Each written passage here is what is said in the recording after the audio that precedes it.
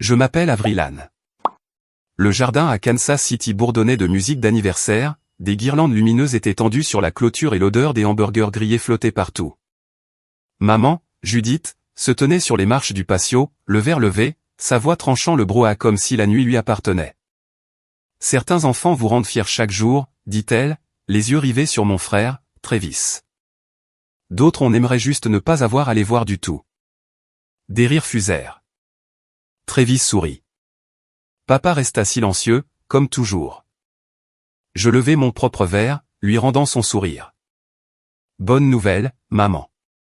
Ton vœu vient de se réaliser. Je suis déjà parti, je vis à Charlotte maintenant. La musique continuait de jouer, mais l'atmosphère changea. Le sourire de maman se figea. Travis toussa dans sa bière. Je posai mon verre, entrai à l'intérieur et ne regardai pas en arrière. Ce fut la dernière fête de famille à laquelle j'assistais. Si l'un de vos parents a déjà dit quelque chose qui vous a blessé plus qu'il ne le pensait, ou peut-être exactement comme il le pensait, dites-le dans les commentaires. Abonnez-vous pour ne pas manquer la suite. J'ai grandi dans une maison en briques rouges à la périphérie de Kansas City, du genre avec une allée fissurée par trop d'hiver du Midwest et un garage qui sentait l'huile et les vieux gants de baseball. Maman gérait la maison comme un tableau de pointage. Chaque point allait à Travis. Il était le lanceur de l'équipe du lycée, celui qui avait les nouveaux crampons avant même le début de la saison, celui dont les matchs remplissaient le calendrier sur le frigo. Mon 8e anniversaire tombait un mardi. Je suis rentré de l'école en m'attendant à quelque chose, peut-être un gâteau de l'épicerie, le genre bon marché avec des ballons en plastique dessus. Le comptoir de la cuisine était vide, à l'exception d'un mot, Travis à entraînement. Commande une pizza si tu as faim. J'ai mangé des céréales debout, le lait coulant sur le linoléum. Papa est rentré plus tard.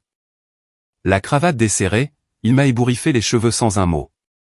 C'était sa version du « désolé ». Les anniversaires de Travis étaient différents. Tout le quartier venait. Une année, maman a loué un château gonflable, l'année suivante, elle a engagé un gars pour griller des côtes. Elle se tenait à la porte dans sa robe d'été, faisant signe aux gens d'entrer, racontant à tout le monde comment Travis avait retiré 3 frappeurs d'affilée en 7e manche. Je m'asseyais sur les marches du porche, comptant les voitures, me demandant si quelqu'un remarquait ma présence. Maman ne s'en est jamais cachée. Travis ira loin, disait-elle en pliant ses uniformes, le tissu doux à force d'être lavé. Tu dois le soutenir. Soutenir signifiait renoncer à mes samedis matins pour m'asseoir dans les gradins, signifiait donner mon argent de poche lorsque sa collecte de fonds arrivait. Je le faisais sans me plaindre. Se plaindre ne menait à rien dans cette maison.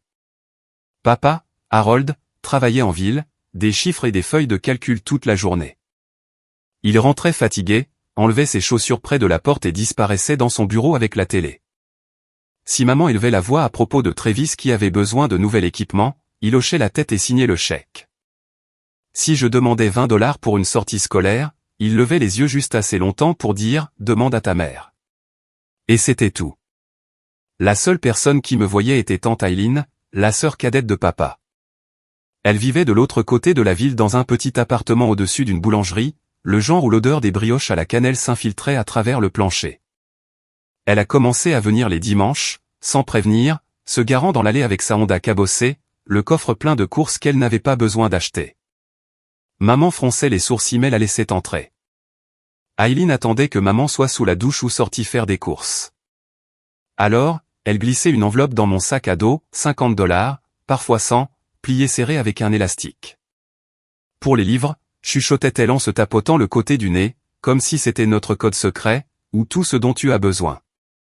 J'ai utilisé le premier billet pour acheter une carte de bibliothèque au centre communautaire, celle qui me permettait d'emprunter des livres de programmation sans frais de retard. Un après-midi, Travis avait un tournoi à Saint-Louis. La maison s'est vidée, maman préparant des glacières, papa chargeant les battes dans le coffre. Je suis resté, prétextant un mal de ventre. Dès que la camionnette est partie, Eileen a frappé à la porte de derrière. Elle n'a pas posé de questions. Elle m'a juste tendu un laissez-passer de bus et a dit, il y a un club de codage au centre technique en ville, le jeudi. Tu devrais y aller. J'y suis allé. La pièce sentait le café brûlé et les marqueurs effaçables à sec. Des jeunes de mon âge étaient penchés sur des ordinateurs portables, les doigts volants sur les claviers. L'instructeur, un gars avec une queue de cheval et un t-shirt délavé de la NASA, m'a montré comment écrire ma première ligne de code. Elle a affiché « Hello, Avery » à l'écran, et quelque chose a fait tilt, comme une porte que j'ignorais être verrouillée qui s'ouvrait enfin. Maman l'a découvert des mois plus tard. J'avais laissé une impression sur la table de la cuisine, un stupide devoir sur les boucles et les variables. Elle le tenait entre deux doigts comme si ça pouvait la mordre. « C'est à ça que tu perds ton temps ?» demanda-t-elle. Travis avait besoin d'un nouvel équipement de receveur. L'ancien était fissuré. Elle a froissé le papier et l'a jeté à la poubelle. Je l'ai repêché après qu'elle soit allée se coucher, j'ai lissé les plis et je l'ai scotché à l'intérieur de mon cahier de maths. Papa a tout vu. Il se versait du café, la vapeur s'élevant entre nous. Nos regards se sont croisés une demi-seconde. Il a détourné le regard le premier. Il a pris sa tasse et a fermé la porte du bureau. C'était Harold, choisissant toujours le chemin le moins bruyant. Tante Eileen a continué à donner des enveloppes. Elle ne demandait jamais de remerciements. Une fois, elle m'a conduite au magasin de surplus électronique en périphérie de la ville, celui avec des bacs de circuits imprimés poussiéreux et de fils emmêlés. J'ai dépensé $40 pour un ordinateur portable cassé que quelqu'un avait jeté. Elle a attendu dans la voiture, le moteur tournant au ralenti. Quand je suis sorti, serrant l'objet comme un trésor, elle a juste souri et dit « Construis quelque chose ». Je l'ai fait. Dans le débarras de la cave, qui n'était en réalité qu'un placard avec une ampoule nue et une table pliante. Je l'ai démonté vis par vis. L'écran était fissuré, la batterie morte, mais la carte mère s'est allumée quand je l'ai branchée à une vieille alimentation. C'était la première machine que je réparais. Je ne lui ai donné aucun nom. Les noms ressemblaient à des promesses que je ne pouvais pas tenir. Travis est entré dans l'équipe première en première. Le journal local a publié une photo de lui sur le monticule, le gant levé, maman rayonnante en arrière-plan. Ils l'ont encadré et l'ont accroché dans le couloir, juste au-dessus de l'endroit où se trouvait mon dessin de maternelle. Je passais devant tous les jours en allant à l'arrêt de bus, le sac à dos lourd de livres de la bibliothèque et de la dernière enveloppe d'Eileen. Maman a organisé une fête quand Travis a signé avec un recruteur. Des serpentins, des ballons, un gâteau qui disait « Futur pro » en glaçage bleu. J'ai mangé un coin dans la cuisine, seul, pendant que le salon rugissait de rire. Tante Eileen m'a trouvé là, appuyé contre le comptoir, et a glissé une autre enveloppe dans ma poche. « Continue », dit-elle. Sa voix était assurée, comme si elle connaissait déjà la fin. Le débarras sous l'escalier de la cave est devenu ma cachette, un espace étroit rempli de boîtes de décoration de Noël et des vieux clubs de golf de papa. J'ai traîné une table de jeu du garage, installé une lampe colle de cygne que j'avais trouvée dans un vide-grenier pour $2, et j'ai revendiqué ce coin comme le mien. L'ampoule bourdonnait faiblement, projetant de longues ombres sur les murs en béton qui sentaient le carton humide et les étés oubliés. J'ai commencé avec des livres de la bibliothèque, des pavés sur le C++ et Python, aux pages cornées par trop de mains. La bibliothèque du centre-ville avait une section à l'arrière où la climatisation bourdonnait assez fort pour couvrir le bruit du monde. J'en empruntais 3 à la fois, les fourrais dans mon sac à dos et rentrais à vélo avant que maman ne remarque mon absence. Lire du code, c'était comme déchiffrer un langage secret, chaque ligne une énigme qui n'avait de sens que si on la fixait assez longtemps. Le premier ordinateur portable est venu de l'argent des enveloppes de tante Eileen. Je l'ai acheté à un type sur Craigslist qui m'a rencontré sur un parking derrière une station-service. L'écran vacillait. Le clavier n'avait pas la lettre J, mais il démarrait sur une invite de commande. Je l'ai descendu les escaliers comme de la contrebande, je l'ai posé sur la table et j'ai passé des nuits à ouvrir le boîtier avec un couteau à beurre. La poussière recouvrait mes doigts tandis que je nettoyais le ventilateur, remplaçant une batterie gonflée par une autre récupérée sur une télécommande morte. Quand il a finalement vrombissant planté, je me suis assise et j'ai regardé le curseur lumineux, le cœur battant plus fort que pour n'importe quel match de baseball à l'étage. Maman a découvert l'installation un samedi matin. Elle était descendue chercher les décorations de Noël, a allumé la lumière et s'est figée dans l'embrasure de la porte. « Qu'est-ce que c'est que tout ce bazar ?» lança-t-elle en donnant un coup de pied dans un câble d'alimentation qui traînait. Des rallonges serpentaient partout, connectées à une multiprise que j'avais branchée sur la prise du sèche-linge. Elle a ramassé un circuit imprimé que j'avais récupéré d'une vieille imprimante. Je n'ai pas discuté. J'ai tout débranché, enroulé les câbles et attendu qu'elle remonte en tapant des pieds. Puis j'ai déplacé la table plus loin dans le coin, derrière une pile de pots de peinture où la lumière atteignait à peine. Le lendemain, pendant la pause déjeuner, j'ai couru à la quincaillerie, j'ai utilisé l'argent de la cantine et j'ai acheté un câble Ethernet plus long. J'ai percé un minuscule trou à travers la solive du plancher, j'ai fait passer le câble jusqu'au routeur du salon quand personne n'était à la maison. Le modem était mort. C'était ma bouée de sauvetage. Les ordinateurs de l'école étaient verrouillés, mais la bibliothèque avait des terminaux publics avec Internet. Je me connectais après les heures, téléchargeais des tutoriels sur la configuration de serveurs, les gravais sur des CD avec le vieux graveur du laboratoire. De retour dans le débarras, j'ai installé Linux sur l'ordinateur portable, Ubuntu, car le forum disait que c'était gratuit et indulgent. Des erreurs clignotaient en rouge, mais j'ai appris à les lire comme des avertissements. Redémarrer, ajuster, répéter. Pendant des vacances d'hiver, Travis était parti à un camp de baseball en Floride. La maison est restée silencieuse pendant une semaine. J'ai profité de ce temps pour récupérer plus de pièces. Un voisin a jeté une vieille tour d'ordinateur de bureau lors de la collecte des encombrants. Je l'ai ramené à la maison à la faveur de l'obscurité, les roues grinçant sur le trottoir. À l'intérieur, il y avait 2 disques durs, une carte mère poussiéreuse et une alimentation qui a fait des étincelles quand je l'ai testé. J'ai récupéré ce qui fonctionnait, soudé des cavaliers avec un fer emprunté en cours de technologie et construit une deuxième machine. Elle chauffait, les ventilateurs vrombissant comme des cigales, mais elle restait en ligne. J'ai connecté les 2 ordinateurs avec un câble croisé, j'ai configuré un réseau local. Les livres de la bibliothèque appelaient ça un cluster. Rien de sophistiqué, juste assez pour exécuter des simulations que j'avais codées pour le plaisir. Un programme prédisait les chances de pluie en fonction des données barométriques que je récupérais d'un capteur bon marché accroché à la fenêtre. Un autre triait les statistiques de frappe de Travis à partir de coupures de journaux que je numérisais au café. Inutile pour quiconque, mais cela prouvait que l'installation fonctionnait. Maman m'a de nouveau surprise pendant le nettoyage de printemps. Elle a ouvert la porte brusquement, les bras chargés de sacs poubelles. « Tu transformes ma maison en décharge », dit-elle, regardant les ventilateurs de la tour et les fils emmêlés. Elle a attrapé une boîte de disquettes et l'a secouée. « Voilà pourquoi tu n'arriveras jamais à rien. Travis s'entraîne avec des pros et toi, tu joues avec des déchets. » J'ai attendu qu'elle parte, puis j'ai tout reconstruit exactement comme c'était. Le mot « déchet » résonnait, mais je l'ai refoulé. Ce soir-là, j'ai commandé un 3e disque dur en ligne, avec la dernière enveloppe d'Aileen, et j'ai configuré un système RAID pour la redondance.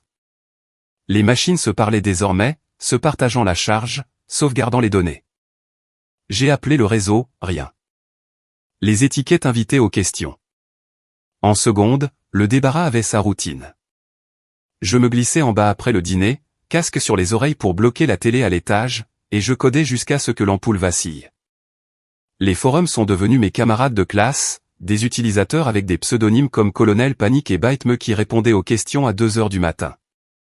J'ai contribué à des corrections, gagné des points de réputation, appris à déboguer des plantages qui gelaient tout le système. Le premier vrai serveur a pris forme à partir de 4 tours abandonnées. Je les ai alignés sur une étagère en métal que j'avais boulonnée au mur, connectée avec des commutateurs achetés dans un marché aux puces. Le refroidissement provenait de ventilateurs de boîte fixés au cadre avec des colliers de serrage. Il bourdonnait constamment, un grognement sourd qui vibrait à travers le sol. J'ai hébergé un site web simple, rien de public, juste une page affichant les statistiques de disponibilité. Voir 99,9% après un mois était plus gratifiant que n'importe quel bulletin de notes. Maman n'est plus jamais descendue. Elle marmonnait à propos de la facture d'électricité, mais papa la payait sans commentaire. Les machines continuaient de s'agrandir, une récupération à la fois, jusqu'à ce que le coin ressemble à un mini-centre de données. Je connaissais chaque courbe de ventilateur, chaque vis desserrée. Ce n'était pas joli, mais c'était à moi.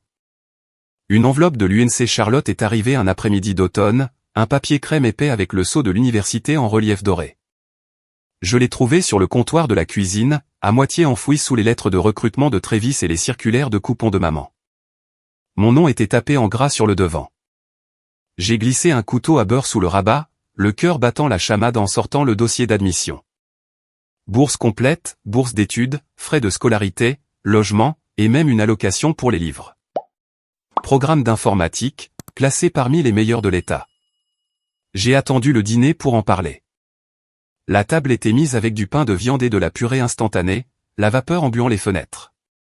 Papa coupait sa portion méthodiquement. Travis faisait défiler son téléphone, les pouces agiles. Maman passait la saucière. Je me suis raclé la gorge. J'ai été accepté à l'UNC Charlotte, avec une bourse complète. Un silence de plomb tomba. Travis a levé les yeux le premier, les sourcils haussés. Papa a continué à mâcher. Maman a posé la saucière assez fort pour faire gicler la sauce sur la nappe. Charlotte, répéta-t-elle, la voix sèche. C'est à l'autre bout du pays. Non. J'ai poussé la lettre sur la table. C'est à 900 miles, maman, pas sur la Lune. Le programme commence en janvier. Elle n'a pas touché le papier. Tu n'iras pas Travis à des showcases à venir.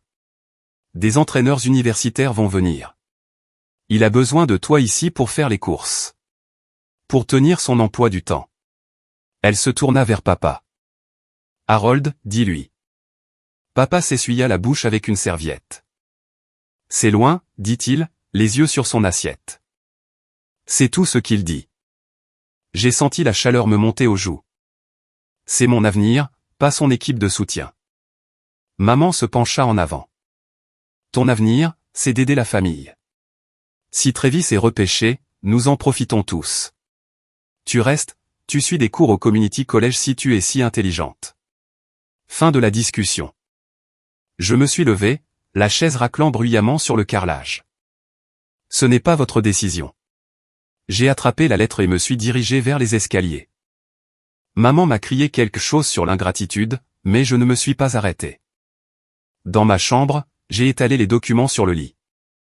Date d'orientation, formulaire de logement, une carte du campus avec le bâtiment d'ingénierie entouré en rouge. J'ai tout rempli en ligne ce soir-là, en utilisant l'ordinateur de bureau familial pendant que Travis prenait sa douche.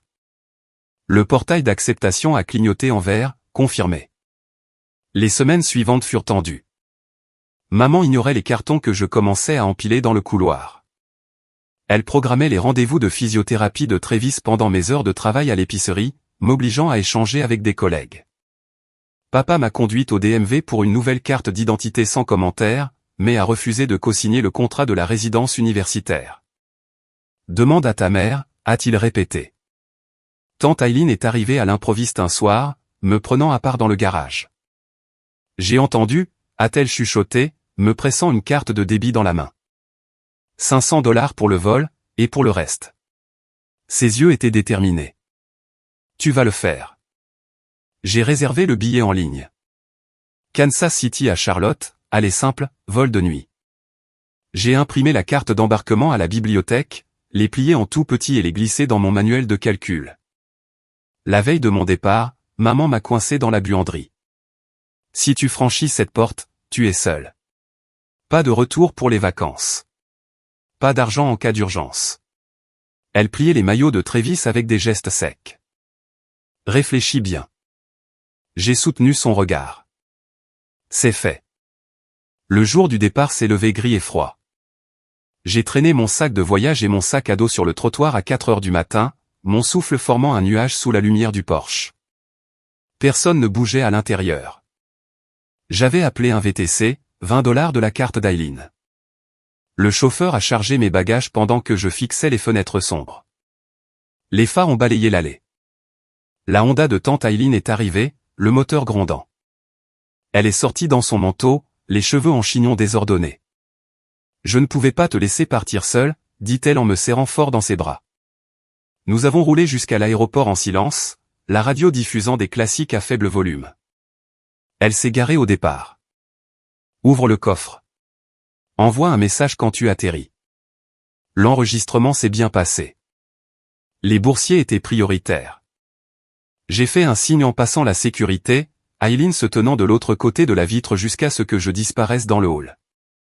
L'avion a roulé sur la piste alors que le soleil se levait, rose sur les pistes. J'ai appuyé mon front contre le hublot, regardant Kansas City rapetisser en dessous. Maman a envoyé un texto pendant le vol, Travis a un dîner avec un recruteur ce soir. N'oublie pas d'appeler. Je l'ai supprimé. Le signal de la ceinture de sécurité s'est éteint. J'ai sorti la carte du campus, traçant l'itinéraire de la navette de l'aéroport à ma résidence. 900 miles. Un nouveau code postal. Ma propre clé.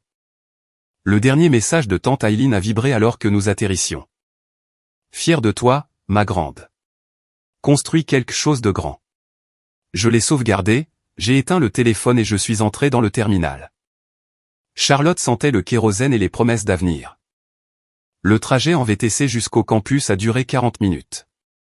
Je me suis enregistré à la résidence, carte clé en plastique en main. Chambre 312, vide à l'exception de 2 lits et d'un bureau près de la fenêtre. J'ai d'abord déballé l'ordinateur portable, celui que j'avais reconstruit une douzaine de fois, je l'ai branché et j'ai regardé l'écran de démarrage familier s'illuminer. Fini de se cacher dans des débarras. C'était à moi. L'orientation a commencé le lendemain matin. J'ai traversé le campus avec des baskets neuves, le sweat à capuche de la bourse zippée contre le froid du sud.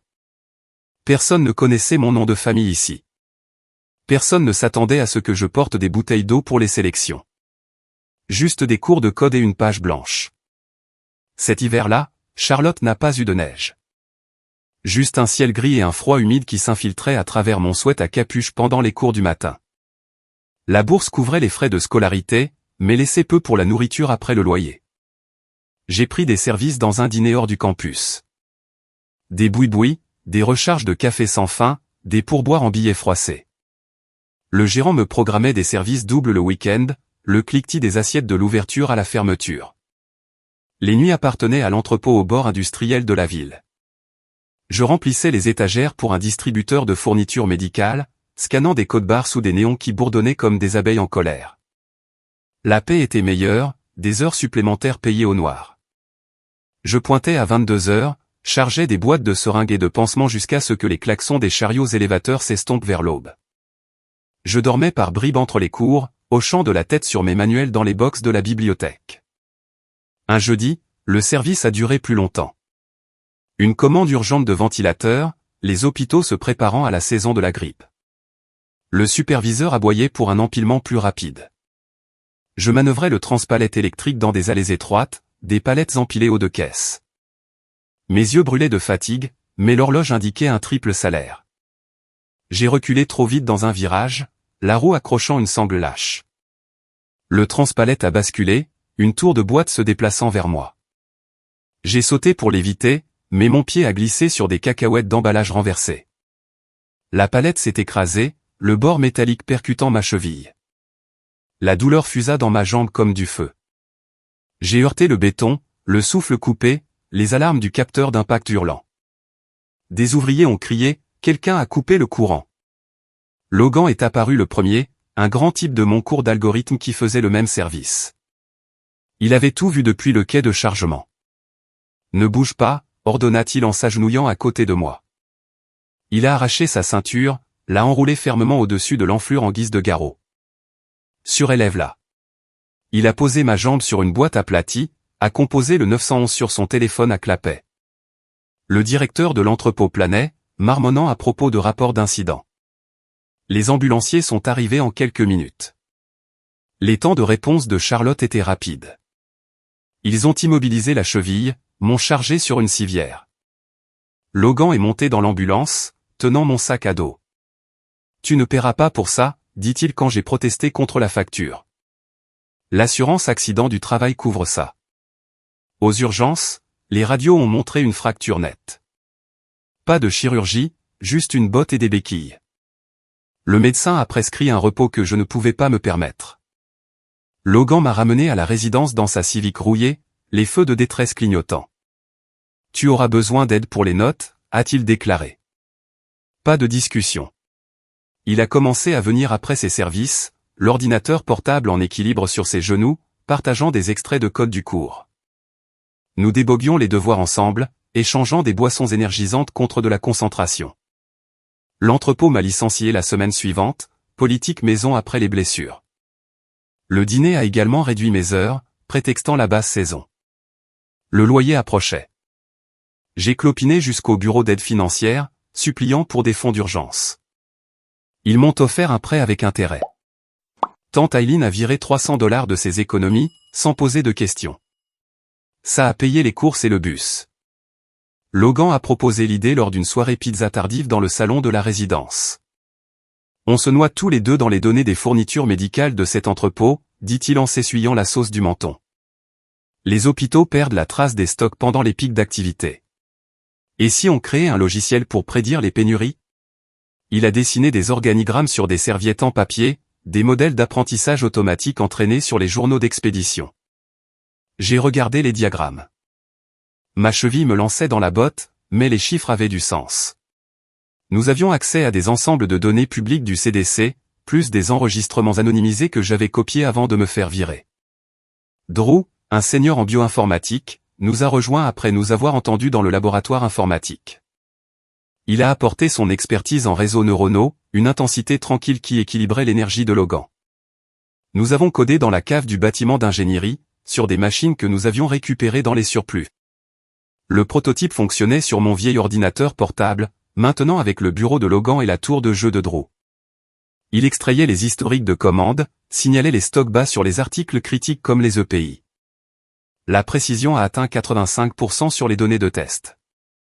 Les démonstrations aux investisseurs ont commencé modestement, des présentations aux professeurs, puis aux startups locales de la santé. Nous nous sommes constitués en société sous le nom de BioPredict AI, avons déposé un brevet pour l'algorithme. Un financement de démarrage est venu d'un investisseur providentiel qui avait perdu un cousin à cause de retard d'approvisionnement lors d'une épidémie. Le chèque était à 6 chiffres. Nous avons loué un bureau exigu au-dessus d'une boutique de vapotage. Des tableaux blancs couvraient tous les murs. Logan s'occupait des opérations. Drew affinait les modèles. Je dirigeais le développement. Les béquilles ont laissé place à une botte de marche, puis à des baskets. La fracture a guéri, tordue mais solide. Nous avons lancé la version bêta avec 3 hôpitaux partenaires, des tableaux de bord alertant les équipes d'approvisionnement en temps réel. Les revenus ont commencé à arriver grâce aux abonnements. Maman a appelé une fois, en PCV, depuis Kansas City. Travis a signé un contrat en Ligue mineure, a-t-elle annoncé d'une voix faible. Tu devrais le féliciter. J'ai laissé sonner jusqu'à la messagerie vocale. Tante Aileen a envoyé un SMS de félicitations pour le lancement, ajoutant un emoji de café. La plateforme a évolué rapidement. Nous avons embauché 2 stagiaires, migré les serveurs vers le cloud. BioPredict AI est devenu l'épine dorsale des réseaux de santé régionaux, prédisant les pics avant qu'ils ne fassent les gros titres. Mon nom est apparu sur la table de capitalisation, des parts qui augmentaient avec chaque contrat. Logan m'a tapé dans la main après le premier grand renouvellement. Du sol de l'entrepôt à ça, a-t-il ri, désignant le chaos du bureau. Drew a juste hoché la tête, déjà en train de taper la prochaine mise à jour. L'accident s'est estompé pour devenir une cicatrice sous ma chaussette, un rappel que tomber indique parfois le chemin à suivre. Un email de TechCrunch a atterri dans ma boîte de réception un mardi matin, l'objet criant « 30 de moins de 30 ans ». Vous êtes sur la liste. J'ai cliqué depuis mon bureau, le café refroidissant à côté du clavier. L'article présentait BioPredict AI comme l'outil qui faisait économiser des millions aux hôpitaux en stock gaspillé. Ma photo, prise lors d'une conférence, blazer sur un jean, était à côté de celle de Logan et Drew. L'auteur nous appelait « le trio qui transforme les données en vie sauvée ». La reconnaissance a explosé. Les notifications LinkedIn n'arrêtaient pas. Les investisseurs se glissaient dans mes messages privés, les invitations à des conférences s'empilaient. Nous nous sommes envolés pour San Francisco pour la cérémonie.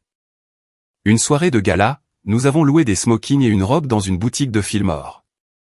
Sur scène, l'animateur a lu notre biographie pendant que les projecteurs balayaient la foule. J'ai serré le trophée en verre, remercié l'équipe et fait court. Les appareils photo crépitaient. Quelqu'un a crié quelque chose à propos de rumeurs d'acquisition. De retour à Charlotte, la plateforme gérait une véritable crise. Lorsqu'un ouragan a mis hors service les réseaux électriques des Carolines, notre système a redirigé les expéditions de médicaments depuis des entrepôts non affectés, évitant ainsi des pénuries dans les unités de soins intensifs. Les administrateurs d'hôpitaux ont envoyé des emails de remerciements avec des histoires de patients. Des grands-mères recevant leur chimio à temps. Des enfants recevant de l'insuline sans délai. Les revenus ont atteint 7 chiffres grâce aux licences d'entreprise. Un géant pharmaceutique nous a approchés 6 mois plus tard. Leur vice-président est arrivé en jet privé, a visité notre bureau. A fait des calculs sur un tableau blanc. L'offre est arrivée autour d'un steak dans un restaurant sur le toit, un rachat à 8 chiffres, des options sur actions, des primes de rétention. Logan a négocié durement pour les parts des employés. Drew a analysé les modèles de valorisation jusqu'à 3 heures du matin. J'ai signé l'accord de principe à l'aube, le stylo stable. L'affaire a été conclue dans une salle de conférence en ville, des avocats brassant des papiers plus épais que des manuels scolaires. Les virements ont atteint nos comptes la même semaine. J'ai remboursé des prêts étudiants qui n'ont jamais existé, j'ai viré à tante Aileen assez d'argent pour une nouvelle voiture.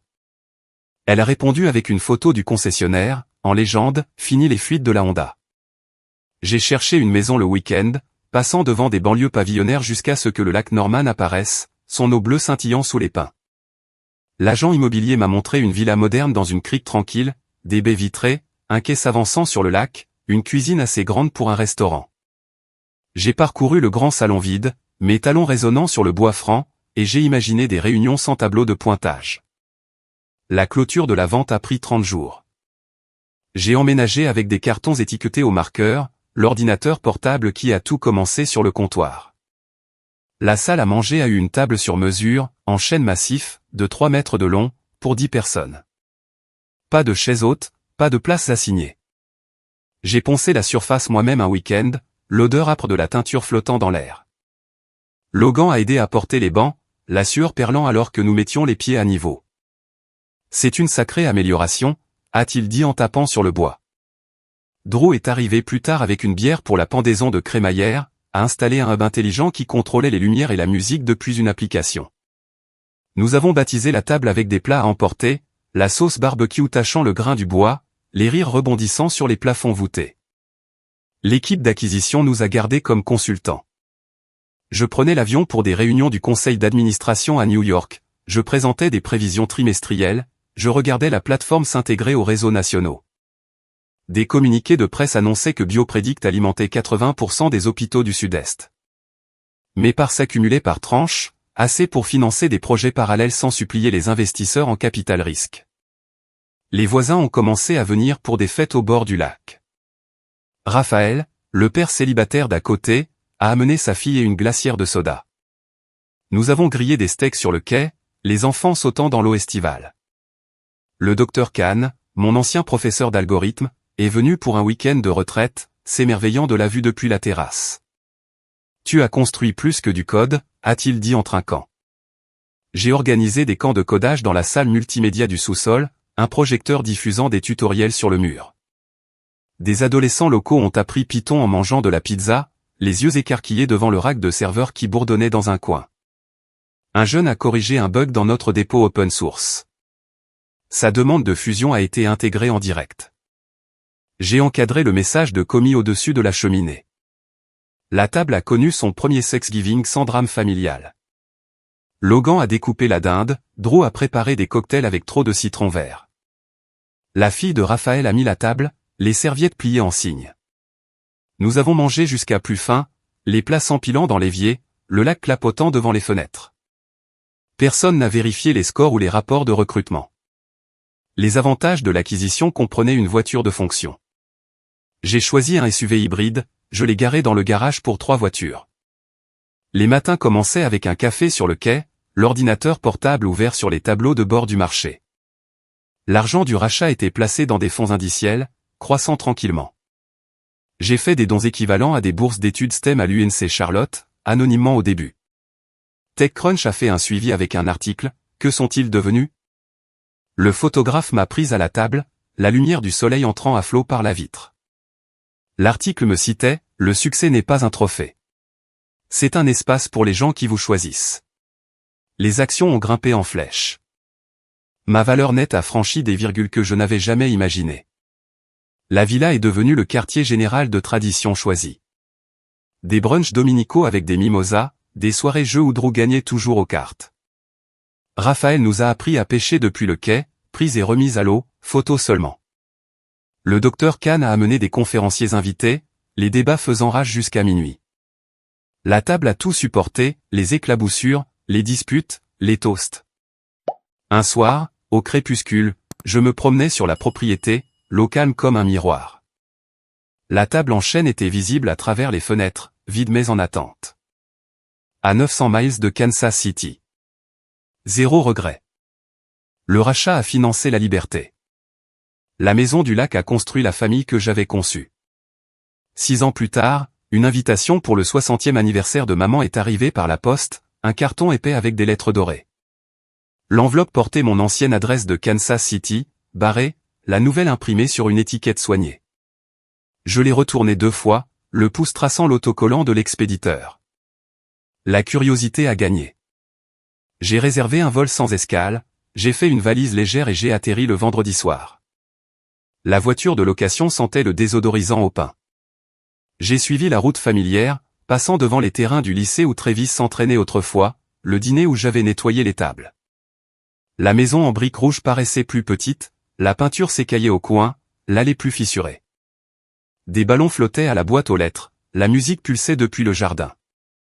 Je me suis garé plus loin dans la rue, j'ai marché en jean et blazer.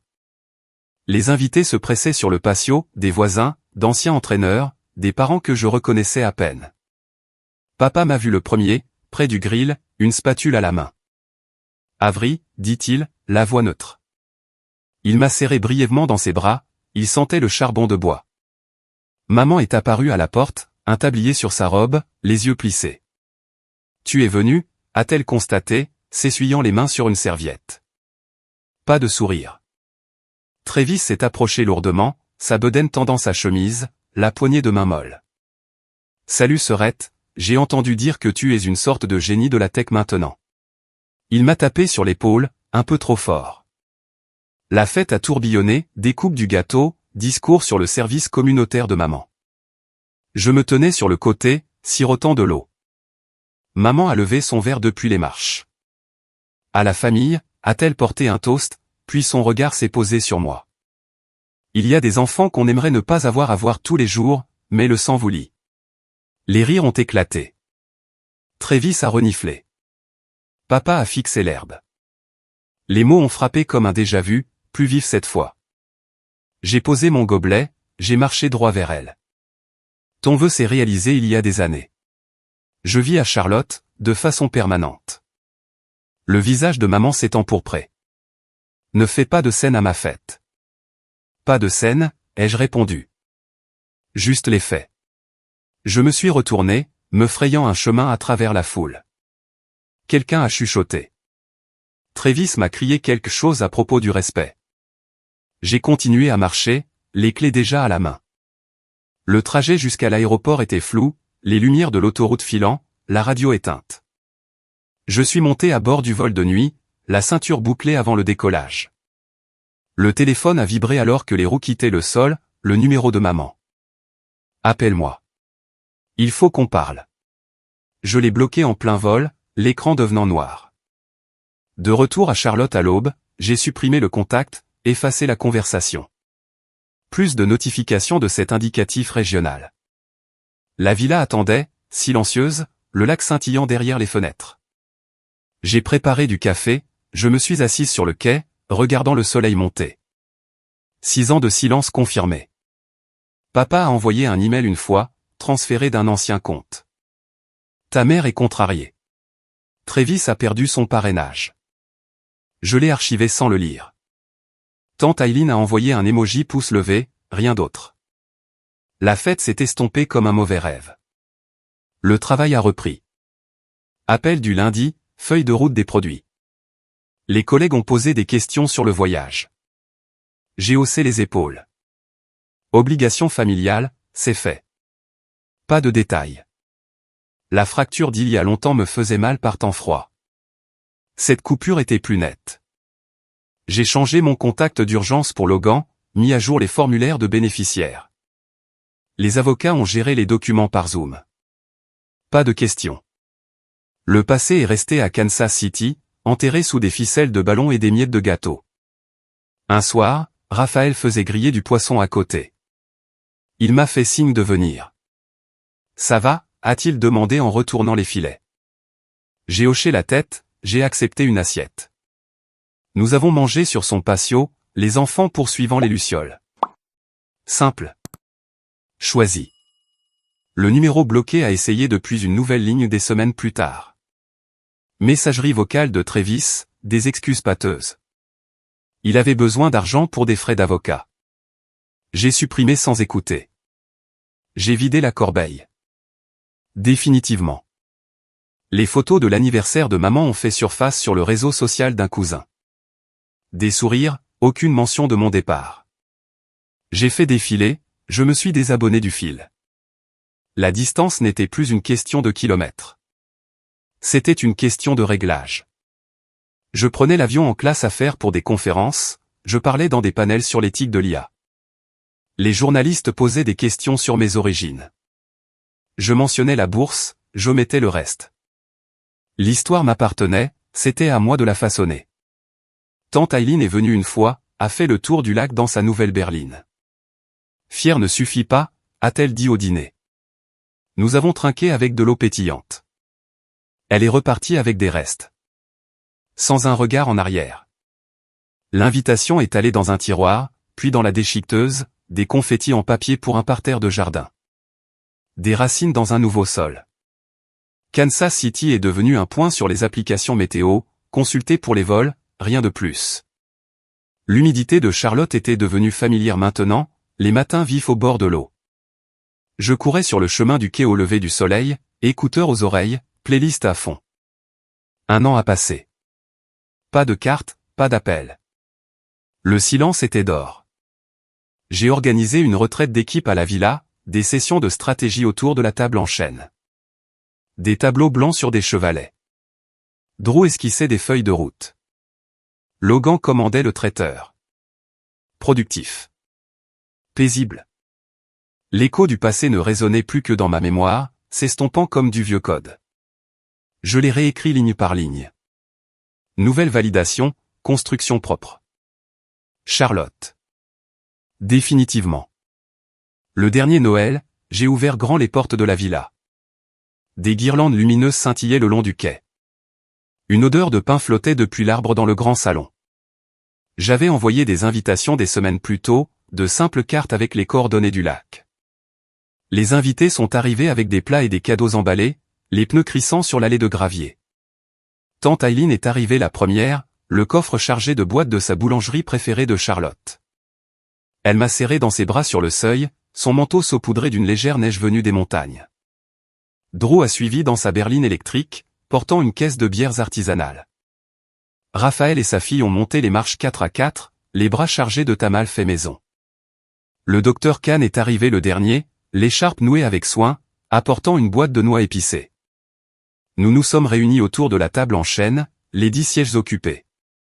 Les bougies vacillaient dans des photophores en verre, les assiettes s'empilaient de dinde, de farce et de la célèbre tarte aux noix de pécan d'Aileen.